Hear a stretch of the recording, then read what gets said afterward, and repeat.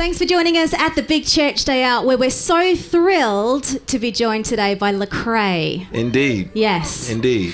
You've literally just got here. Literally, like, just got here. Yeah. Yeah. So thank you so much for taking the time. Absolutely. Yeah. Absolutely. This is your first time at the Big Church Day Out? It is. I had no idea what to expect. This is way beyond my expectations. Really? It's massive. It's crazy. It's huge. It's the largest Christian festival in the country. We're so stoked to finally have you here. Yeah. What's your favourite thing about this wonderful country that we call the United Kingdom? It's a toss-up between the fish and chips. And y'all have Nando's here. Nando's. We don't. Yeah. Yeah, we have one in all of the U.S. I don't understand Nando's because it's like a South African restaurant posing as a Portuguese restaurant. I don't get it either, but it's good. It's good though, right? Chicken is good. It's so. good.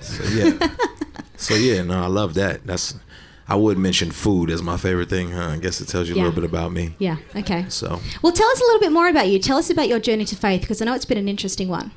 Yeah, well, I was not raised in a Christian home. Just really had a lot of hang-ups about Christianity. I remember when I was about 17, there was a guy in my class, and he told me he didn't believe in God. And I said, why? And he said, because, this just doesn't make sense. God is a crutch, and we're all we have. We've got to figure our own lives out. And I was like, that scared me, because at 17, I was like, I don't know how to figure my life out. I don't even know math. So it freaked me out, and it made me journey to try to understand, was there a God, and was he real? And, obviously along that journey, I made a lot of mistakes. I did a lot of, silly things that hurt myself and my family and friends. But a lot of that pain and those scars led me to search for healing. And everywhere else I looked, every other faith and belief system was about me fixing myself and me getting my life together and fixing my life. But Christianity was about me laying my life down, and it wasn't about me reaching up and trying to find God. It was about God reaching down and pulling me up to himself and adopting me. And so by 19 years old, I had committed to Jesus, and it's been a journey ever since.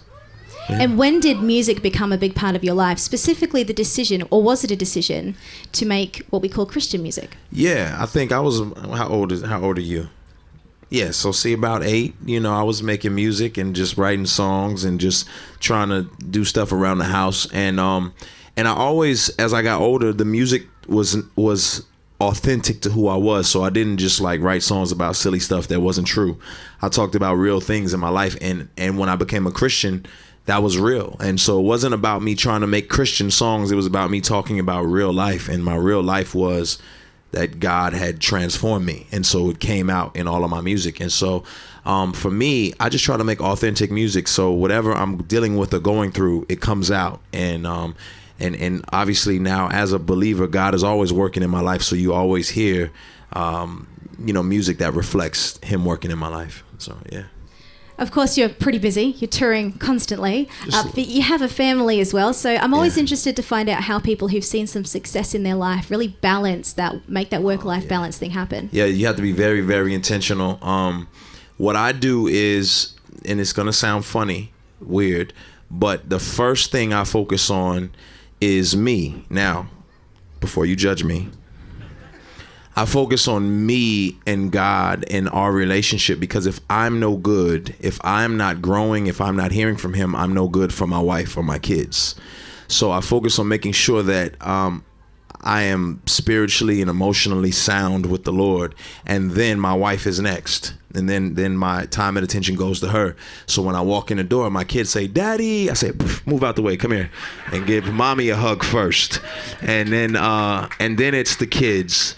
And then it's providing for my family. So and if I have any energy left after spending my time with the Lord and my wife and my kids, I give it to the rest of the world. And so part of that means my wife is here. I actually flew her in today, so she's with me out here, and she's getting some time away from the kiddos. And so that's really how I try to balance things. Yeah. Tell us about this book you've been working on. Oh, okay. Yes. Well, indeed. I'm working on a book called Unashamed, and it really kind of chronicles some of my journey to faith, and then at the same time, some of the lessons that I've learned. I've experienced a lot of things that I think are unique for a Christian. And some people say, man, how can you maintain your faith in all these circles that you're in? You're on Jimmy Fallon, and I saw you with Kanye or Jay-Z, and how does that work? And so for me, it's being able to explain that and articulate how we can function as Christians in a world that is, increasingly secular, and what does it look like to still be, authentic in your faith, even though everything around you may kind of, be different. So, yeah. We've already mentioned a couple of big names that might suggest kind of the success that you've reached so far, commercial success, which is awesome. Sure. But how do you handle, and people like you, how do you think you can handle notoriety and the fame that comes with it well, though? Because you have to live with it whether or not you want to. Sure.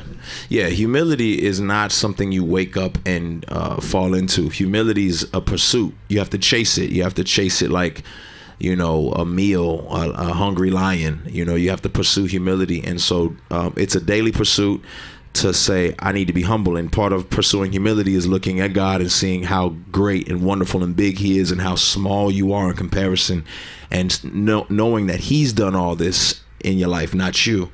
And then also it's keeping people around you who are not impressed. My wife is not impressed with me at all, not even a little bit. So I'll be like, did you see what I did? And she's like, yeah, I didn't see it.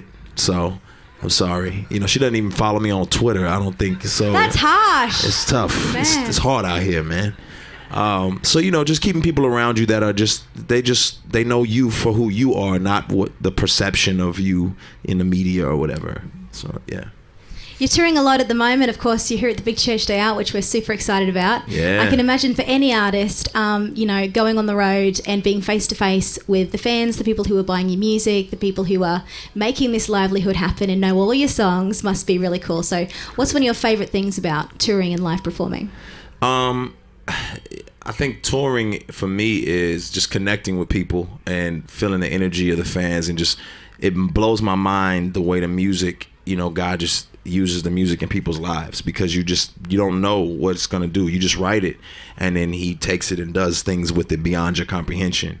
And then specifically touring in Europe is crazy to me, because I'm just traveling around Europe, and I'm in UK, and I'm like, man, there's buildings here that are older than my whole country. So it's just kind of like it's mind blowing to see, and it's been amazing just to learn and to grow. So, what about some of your greatest achievements in your career specifically so far? What have been some of the highlights? That's good. I think for me, it's probably been honestly navigating a lot of the quote unquote success. That's been really encouraging to me, just to see that, man, I have the same friends from 12 years ago. You know what I mean? I have, there's no scandals or crazy things happening, and I just don't feel like I've been deteriorated by all of it. And so,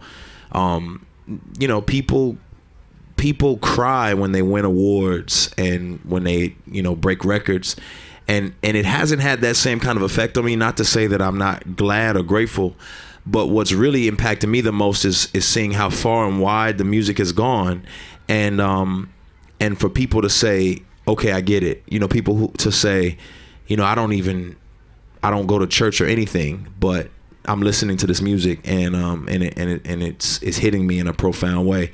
That to me has been like the highlight. That's the success story for me. Well, what about the local church? How do you feel about it? I mean, you're on the road quite a lot, and you're out there serving the wider church, the broader international church. So what's local church like for you? Yeah, I think it's very crucial that you're connected to a local church. You never want to neglect that. It's your body, and the body is more than a community. The body is a body. I don't need my next door neighbor, but I need my arm. And so people in my local church are my arms, my legs, my eyes, and I need them. And they know me just as Lecrae, in my small group with my wife, and I are involved in small groups. And I try to make it a priority. If I'm not on tour, it's a priority that I'm there at least 3 Sundays a month. So there may be one Sunday that I'm like, couldn't make it, but consistently. I want to be there. I want to serve, and I want to be, a part of the body so they can benefit from my gifts as well. Let me ask you something I'm sure there will be a number of people in the room who would like me to ask you, and that is, do you have any advice for young artists? Yeah, be faithful. Be faithful. Faithfulness is the main ingredient. I think a lot of people, they want it quick and fast, and they want stuff to just happen. But it's faithfulness that really makes things jump off. It's are you faithful with your craft and working hard to make sure you're getting better? Are you faithful with your character? And because a lot of people have talent but no character, and so their talent takes them places their character cannot keep them. And so it's just being faithful. Are you faithful to God? Because if you are arrogant and prideful, you're actually, the Bible says that, God is opposed to the proud. So you're actually working against him if it's all about you. And so I would just say be faithful. It'll happen if it's supposed to happen. He's in control. You don't have to force it. You just have to be faithful and grow your craft. If you're good and you work hard at being better, it's gonna happen. It rises to the top. That's just the nature of things. So work hard, and God will take care of the rest. Well, thank you so much. You've already Absolutely. mentioned the book, but what else can we expect from you maybe over the next 12 months? The book will come out within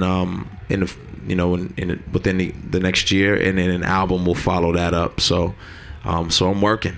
You know what I mean? I'm working, and the whole team's working. So yeah. Well, can I just say thank you so much for spending the time. I'm sorry, but that's all we can have with Lecrae today. So I know you'd like to talk to him all day, so would I. Thank you so much. Thank you. Very much.